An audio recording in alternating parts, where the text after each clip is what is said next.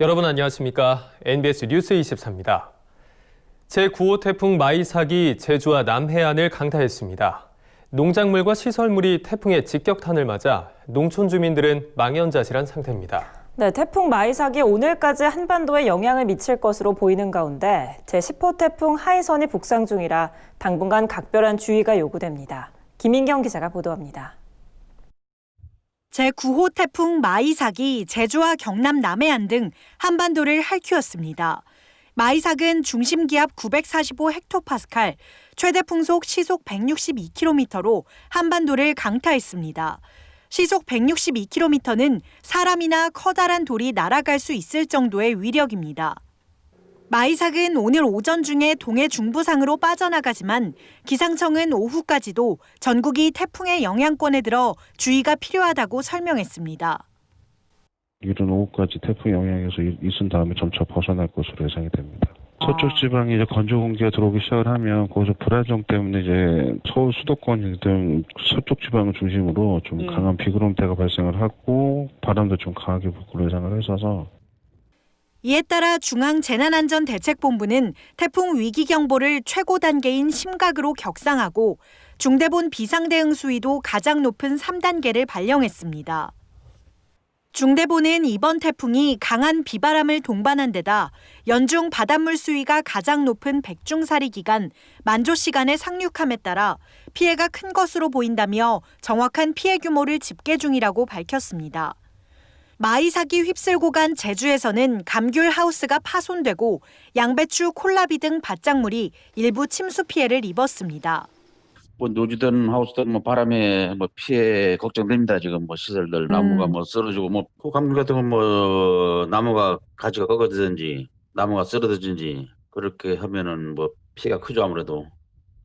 비가 많이 오고 있습니다. 근데 밭이 농경지가 침수되면은 그게 또 헛일이 될 것 같아서 그게 걱정입니다. 대응이 취약한 새벽 시간대에 태풍이 들이닥친 경남 남해안도 피해가 적지 않은 상황입니다. 소방당국과 지자체 등은 피해 규모를 집계하고 있습니다. 엎친 데 덮친 격으로 제10호 태풍 하이선이 한반도를 향해 북상 중이라 농가들의 근심은 더욱 커지고 있습니다.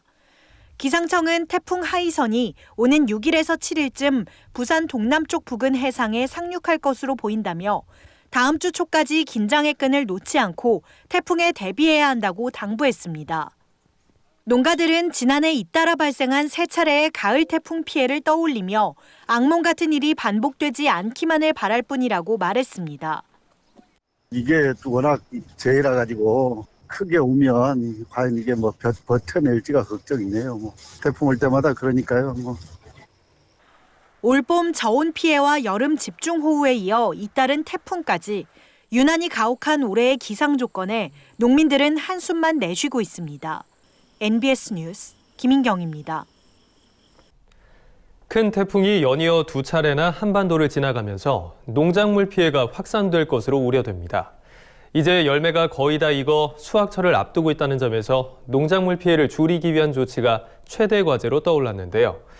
농촌 지도기관들은 태풍이 지난 뒤 농장 관리를 철저히 하면 피해 여파를 줄일 수 있다고 말했습니다. 손현진 기자가 보도합니다. 주먹만한 배들이 바닥에 이리저리 흩어져 있습니다. 태풍이 몰고 온 강한 비바람을 견디지 못해 열매가 떨어진 겁니다. 제8호 태풍 바비에 이어 마이삭까지 한반도에 상륙하면서 농작물 피해가 확산할 가능성이 높아지고 있습니다. NH농협손해보험에 따르면 태풍 바비로 인한 농작물 피해만 해도 1만 7천 건 접수된 것으로 나타났습니다. 이 중 사과와 배 등 과수 피해가 9천여 건을 차지했습니다. 전문가들은 태풍이 지나간 다음이라도 농장 관리를 철저히 하면 앞으로의 영농 활동에 지장이 덜할 것이라고 조언합니다. 과수는 조기 수확할 수 있는 열매가 있다면 서둘러 따는 게 좋습니다. 또 강풍에 부러진 가지를 깨끗하게 자르고 자른 면에는 도포제를 발라줘야 합니다. 땅 표면의 피복물 속에 빗물이 많이 들어간 과수원은 반드시 토양 피복제를 걷어내 땅을 말린 뒤 다시 피복해야 합니다. 강풍에 쓰러진 벼는 수발화가 될 수 있으므로 묶어 세우거나 조기 수확해야 하며 침수된 노는 가능한 빨리 물을 빼고 배수로를 정비합니다. 잦은 비 영향으로 도열병이나 입마름병이 발생하지 않도록 수시로 논을 예찰하고 방제해야 합니다. 바짝물과 월동채소류는 강풍으로 인한 뿌리 돌림 증상과 함께 잎과 줄기에 난 상처로 병이 생길 가능성이 높습니다. 때문에 예방약제를 살포하고 요소나 4종 복비를 뿌려 수세를 회복시켜야 합니다.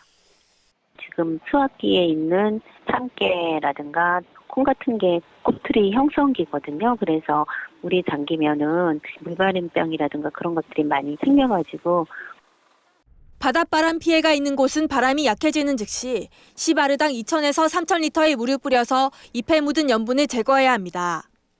축산농장은 강한 비바람에 시설이 파손된 곳이 없는지 확인하고 가축의 수인성 질병 발생에도 대비해야 합니다. 축사가 빗물에 잠겼다면 시설에 남아있는 유기물을 씻어낸 뒤 소독제를 뿌려줍니다. 가금 농가는 고병원성 조류 인플루엔자에 효력이 있는 소독제를 쓰고 소와 염소 등 우제류 농가는 구제역에 효력이 있는 소독제를 쓰는 게 좋습니다. 돼지 농가에서는 구제역과 아프리카 돼지열병에 모두 효력이 있는 소독제를 사용하는 것이 권장됩니다. 전문가들은 최근 집중호우와 태풍 등 자연재해가 연이어 발생한 만큼 가축 상태를 주의 깊게 관찰해 질병 여부를 조기에 확인해야 한다고 강조했습니다. MBS 뉴스 손현진입니다. 2019년 전 세계 최초로 우리나라에서 상용화된 5세대 이동통신망. 하지만 도입된 지 1년 반 가까이 지난 지금도 농어촌 지역에서는 그림의 떡에 불과한데요. 이에 정부와 이동통신사들이 농어촌 통신 소외 해결을 위해 힘을 합쳤습니다. 2022년부터 전국 농어촌에서 5G망을 이용할 수 있게 될 전망입니다. 강창호 기자입니다. 정부와 이동통신 3사가 농어촌 지역 5세대 이동통신망, 즉 5G망 구축에 나섰습니다. 2022년부터 전국 농어촌 지역에서 5G망을 이용할 수 있게 될 전망입니다. 과학기술정보통신부는 최근 농어촌 5G 로밍 전담반을 발족해 이동통신망 구축 사업 추진을 본격화했습니다. 농어촌 지역에서 이통 3사 간 5G망을 공유하는 방안을 검토하기로 한 겁니다. 이를 통해 농어촌 지역 통신 불균형 해소가 기대되고 있습니다. 현재 5G 서비스 기지국은 수도권과 대도시 중심으로 구축되어 있어 농어촌 지역에서는 해당 서비스를 제대로 누리지 못하고 있습니다. 국회 입법조사처에 따르면 지난 5월까지 설치된 기지국 중 서울과 경기에 위치한 곳이 46.4%에 달하는 것으로 알려졌습니다. 그 외 대도시에 구축된 기지국을 감안하면 농어촌 지역 기지국은 미미한 수준에 불과합니다. 하지만 이통 3사 간 로밍이 시작되면 기지국 부족 문제가 해소될 것으로 전망됩니다. 농어촌 지역의 이통 3사 중 한 곳의 기지국만 설치되더라도 지역 주민 모두가 5G망을 이용할 수 있게 되기 때문입니다. 농어촌 주민들은 통신망 소외에서 벗어나고 이통사들은 보다 효율적으로 서비스를 구축할 수 있는 여건이 만들어진 겁니다. 또 스마트팜, 자율주행 트랙터 등 5G 기술을 이용한 첨단 농법 개발에도 더욱 박차가 붙을 것이란 기대감도 모이고 있습니다. 지금까지 2개 통신사 간 자율협상 로밍이 실시된 적은 있지만 이번에 추진하는 농어촌 로밍은 우리나라 최초로 5G 서비스에 대해 이통 3사가 모두 참여하는 방식입니다. 한편 과기부 농어촌 5G 로밍 전담반은 SK텔레콤과 KT, LGU+ 등 이통 3사와 한국전자통신연구원, 한국정보통신기술협회, 한국통신사업자연합회 등으로 구성됐습니다. 전담반은 로밍의 기술적 방법과 대상 지역, 로밍 기간, 이통 3사 간 대가 정산 방법 등을 논의하고 잠정적으로 6개월 내 최종 방안을 도출하는 것을 목표로 운영될 예정입니다. MBS 뉴스 강창호입니다. 올해 한우 도매 가격이 고공행진을 이어가면서 한우 산업이 호황을 맞고 있습니다. 하지만 이번 호황은 코로나 사태로 한우 수요가 급증하면서 나타난 이변인 것으로 분석되고 있는데요. 전문가들은 올해 말부턴 한우 공급이 늘고 수요는 감소할 것으로 예상된다면서 한우 가격 하락 가능성에 대한 농가들의 주의를 당부했습니다. 김길수 기자입니다. 올해 한우 산업은 호황을 맞고 있습니다. 축산물 품질평가원에 따르면 올해 1월부터 지난달까지 매달 한우 도매 가격은 지난해와 비교했을 때 5% 이상 상승했습니다. 특히 4월부터 8월까지는 지난해 대비 가격 상승률이 10%를 꾸준히 넘었고 1kg당 2만 원대의 높은 가격을 기록했습니다. 하지만 전문가들은 이번 한우 가격 상승이 상당히 이례적인 것으로 보고 있습니다. 일반적으로 도축 마리수가 늘면 한우 공급량이 증가해 도매 가격이 떨어지지만 올해는 3월부터 한우 도축 마리수가 늘었음에도 오히려 도매 가격은 상승해서입니다. 특히 6월에는 도축 마리수가 지난해 동기 대비 21%나 증가했지만 도매 가격은 11% 이상 올랐습니다. 민간 연구기관인 GSNJ 인스티튜트는 코로나19 사태 속에서도 한우 수요가 증가한 것이 이번 현상의 주요 원인인 것으로 분석했습니다. 한우는 상대적으로 가정 내 소비가 많은데 이번 코로나19 사태로 외식이 감소한 데다 정부가 재난지원금까지 지급하면서 한우 소비가 크게 증가했기 때문입니다. 실제 한 전화 설문 결과에 따르면 응답자의 79.5%가 코로나19 이후 외식 횟수가 감소했다고 답했습니다. 코로나 사태로 인해서 수입 소고기 중심으로 소비하는 외식 소비가 안 되고 한우를 중심으로 소비하는 가정 내 소비가 늘어나면서 한우 가격이 계속 또 이제 상승을 하게 된 거죠. 하지만 이 같은 호황은 곧 주춤해질 것으로 보입니다. 현재 연말까지 한우 도축 마리수가 크게 늘어날 전망인데다 코로나19가 다시 심해지면서 소비 심리마저 위축되고 있어서입니다. 최근 한국농촌경제연구원은 축산 관측을 통해 올해 9월부터 11월까지 예상 한우 도축 마리수가 지난해 같은 기간보다 18.3% 증가할 것으로 예상했습니다. 게다가 현재 소비를 되살리기 위해 논의되고 있는 2차 재난지원금 지급도 아직 불확실한 상황입니다. 따라서 전문가들은 앞으로 농가들이 한우 입식과 번식 때 예상 도축 마리수 등을 참고하며 신중해야 한다고 당부했습니다. NBS 뉴스 김길수입니다.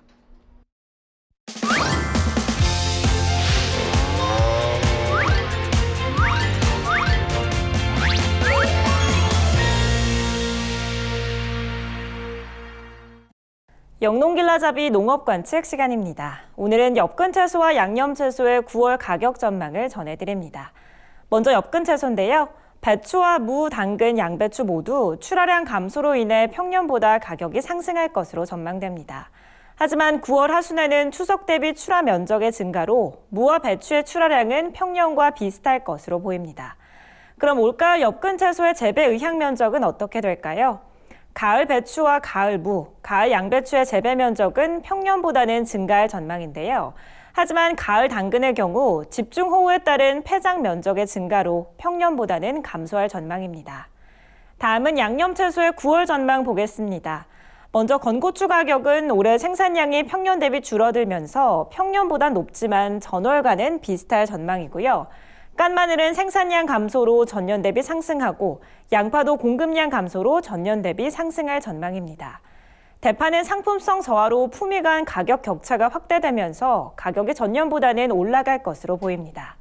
2021년산 재배 의향 면적은 대서종 마늘과 조생종 양파 모두 전년 대비 증가할 전망인데요. 2020년 겨울 대파 재배 면적은 전년 대비 감소했습니다. 기상 여건이 나빠 고랭지 배추와 무의 생육 관리가 필요합니다. 고추 역시 생육 여건이 작년보다는 나쁜 것으로 조사돼 방제 작업을 강화해야 할 것으로 보입니다. 더 구체적인 농업 관측 정보는 농업관측본부 홈페이지에서 쉽게 확인하실 수 있습니다. 지금까지 영농길라잡이 농업 관측 시간이었습니다. 다음은 간추린 뉴스입니다.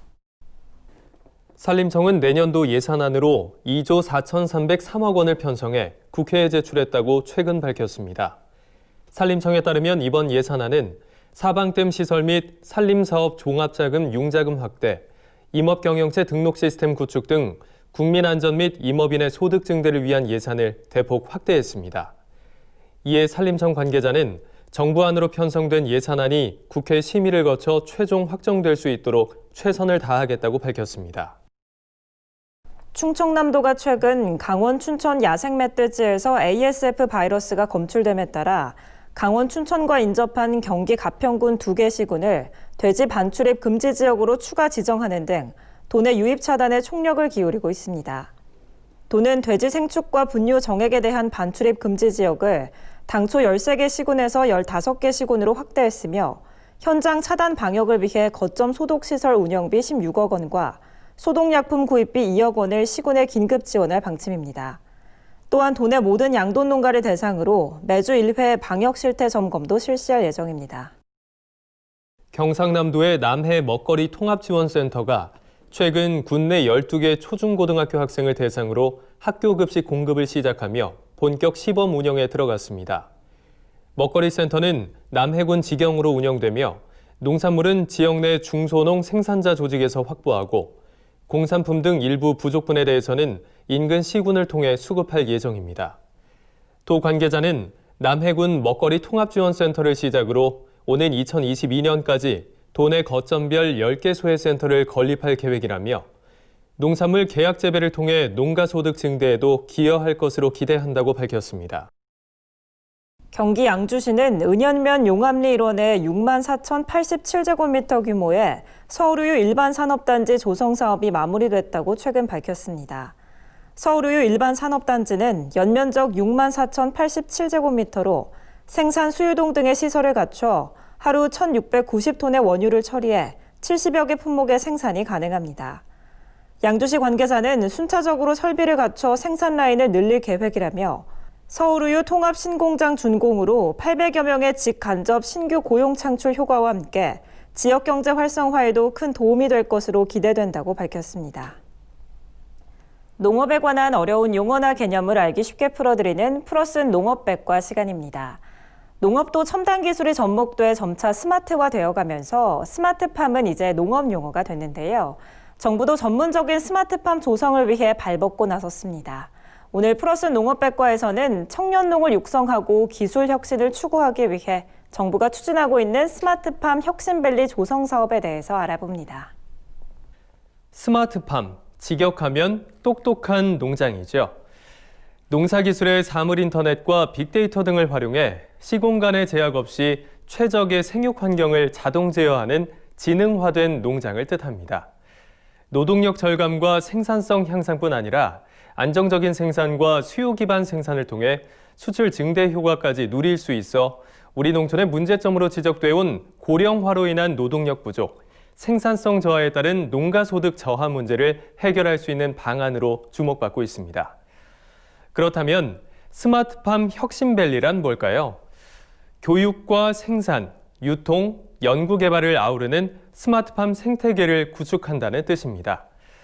정부는 스마트팜 확산 방안으로 2018년 스마트팜 혁신밸리 조성을 본격 추진했고 오는 2022년까지 혁신밸리 내에 청년 창업 보육센터, 임대형 스마트팜, 실증단지 등을 구축할 예정인데요.